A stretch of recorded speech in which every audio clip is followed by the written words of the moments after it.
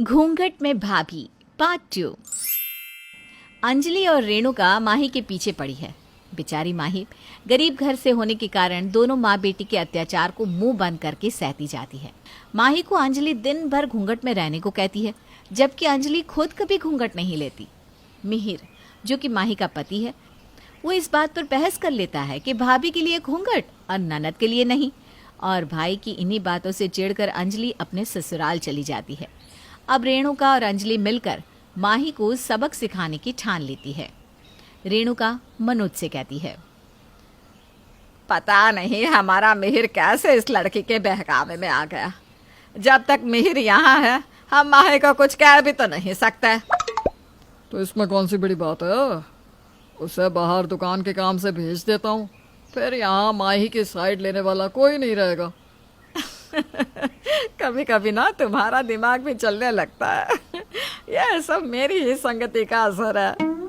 Plan के अनुसार मनोज मिहिर को बाहर जाने के लिए कह देता है और मिहिर माही से दूर जाने पर दुखी होता है।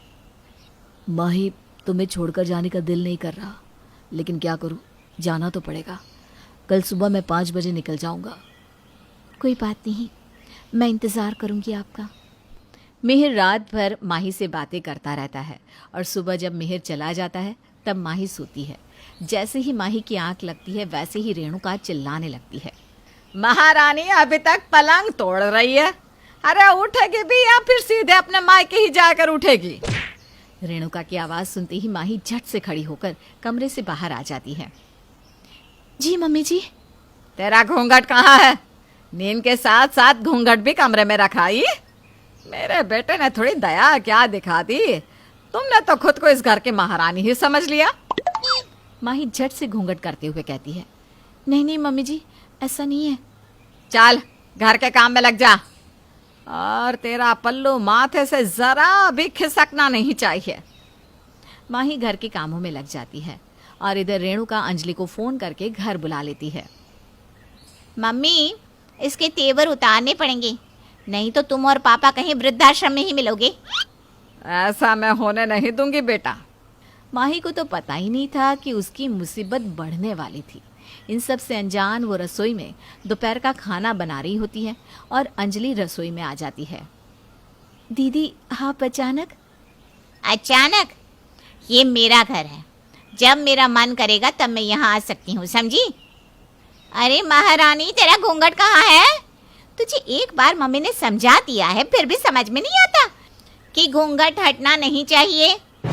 वो दीदी, रसोई में तो कोई आता नहीं ना, और अभी तक मैंने रसोई में घूंघट नहीं लिया है। घूंघट लेकर खाना मैं कैसे बना पाऊंगी? कुछ सही से दिखेगा भी नहीं। अब इस बकरी की जबान भी कैंची की तरह चलने लगी है। सब मिहिर की सह। रुक, तेरी अकल अभी ठिकाने लगाती हूँ। अंजलि माही का हाथ पकड़कर गर्मा गर्म सब्जी में डाल देती है और माही दर्द से चिल्लाती रह जाती है और कोई उसकी मदद तक नहीं करता। दीदी, छोड़ दीजिए, अब कभी ये गलती नहीं होगी। दीदी, छोड़ दीजिए। माही के हाथों में छाले पड़ जाते हैं। वो बेचारी रोती हुई अपनी किस्मत को कोसती है। क्या सोचकर आई थी इस घर में, और मेरे साथ क्या हो रहा है? भाभी के लिए घूंघट और बेटी के लिए नहीं, ये कहाँ का न्याय है भगवान? हाथ जलने के कारण माही को बुखार हो जाता है और फिर भी वो दर्द में भी काम करती रहती है। अगले दिन अचानक प्रवीण अंजलि से मिलने वहां आ जाता है। प्रवीण को देखकर अंजलि सहम जाती है और सोचती है, इस हालत में अगर इन्होंने माही को देख लिया तो क्या होगा? मेरे ससुराल में भी मेरे साथ यही हुआ तो? तभी प्रवीण कह उठता है, अरे माई भाभी, ये सब क्या है? आपके हाथ तो जले हैं, फिर भी आप काम किए जा रही हैं। और इस जमाने में भला घूंघट कौन ही रखता है? हटाइए इसे। अंजलि, क्या है ये? तुम लोग इन्हें घूंघट रखने से मना क्यों नहीं करती? अरे मैं और मम्मी तो रोज कहते हैं घूंघट मत कर, लेकिन ये माने तब ना। देख लो, अभी भी नहीं हटा रही। अब आप ही बताओ, इसमें हम क्या करें? हमारी भाभी ना थोड़ी पुराने जमाने की है। चलो ठीक है, अगर आप अपनी मर्जी से ये सब करती हो तो कोई बात नहीं, लेकिन अभी के लिए काम मत कीजिए। हाथ सही हो जाए तब करना। इतनी बात तो आप मेरी मानेंगी ना? प्रवीण माही के हाथों से झाड़ू पोछा छीन लेता है और उसे उसके कमरे में भेज देता है। फिर थोड़ी देर बाद अंजलि और रेणुका से गपशप करके प्रवीण कहता है, ठीक है, मैं चलता हूँ मम्मी जी। और हाँ अंजलि, तुम भी घर जल्दी आ जाना, तुम्हारे बिना मेरा मन नहीं लगता। 2-4 दिनों में आ जाऊंगी वापस। इतना कहकर प्रवीण चला जाता है और उसके जाते ही अंजलि और रेणुका माही पर चिल्लाने लगती। इधर प्रवीण की चाबी घर पर छूट जाने के कारण वो वापस चाबी लेने घर आता है और सब सुन लेता है। अरे महारानी उठ जा, अब बहुत सोली, चल काम कर। दूसरे को देखकर गाय बन जाती है। उठती है या दूसरा हाथ भी जला दूं? नहीं नहीं, मैं काम करती हूँ, मेरे साथ कुछ मत करना। माही की ऐसी हालत देखकर प्रवीण की आंखें छलक पड़ती हैं और वो चुपचाप बिना आवाज किए वहां से चला जाता है। अपनी गाड़ी में बैठकर वो सोचता है, मुझे माही भाभी के लिए कुछ ना कुछ करना होगा, नहीं तो ये लोग उस बेचारी को जान से मार देंगे। अंजलि को तो बाद में देखता हूँ। प्रवीण उसी वक्त मिहिर को फोन करके सब बता देता है। ये लोग आदमी नहीं, हैवान है हैवान। अपनी बीवी को जिंदा चाहते हो तो जल्दी आ जाओ घर। मैं अभी यहाँ से निकल रहा हूँ। मिहिर अपने घर के लिए निकलता है और अगले दिन बुखार कम ना होने के कारण माही की हालत बहुत खराब हो जाती है और सुबह झाड़ू लगाते वक्त उसका घूंघट सिर से गिर जाता है और अंजलि उस पर बरस पड़ती है। कल तेरा हाथ जलाया, उसके बाद भी समझ में नहीं आया कि घूंघट गिरना नहीं चाहिए। चल तू निकल मेरे घर से, अपनी माँ के घर जा। मेरे बेटे की मैं दूसरी शादी करूंगी। नहीं नहीं मम्मी जी, मुझे मत निकालिए यहाँ से, मेरी माँ मर जाएगी मुझे इस तरह देखकर। तेरी माँ का ठेका हम लोगों ने ले रखा है क्या? है? एक तो दहेज में फूटी कोड़ी तक नहीं दी और ऐसी बेटी हमारे माथे मत दी। इतना कहकर अंजलि माही को मारने के लिए हाथ उठाती है और उसी वक्त वहां मिहिर प्रवीण के साथ आकर उसका हाथ पकड़ लेता है। माही रोते हुए मिहिर के गले लग जाती है।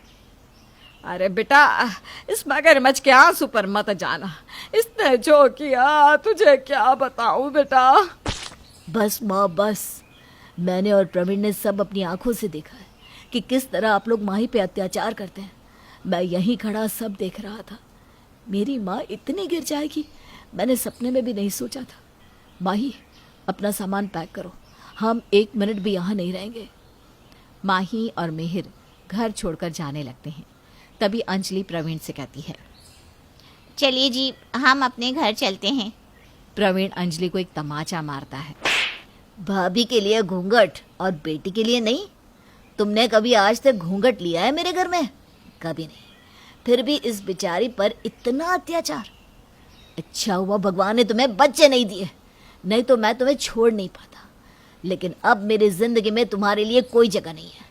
जिंदगी भर अपनी माँ के साथ यहीं घूंघट घूंघटा खेलती रहो। नहीं नहीं, हाँ, मेरे साथ ऐसा मत करो। मम्मी ने समझाओ ना, मैं नहीं रह पाऊंगी इनके बिना। अब शायद तुम्हें माही भाभी की तकलीफ का अंदाजा हो पाए। प्रवीण अंजलि को छोड़कर वहां से चला जाता है।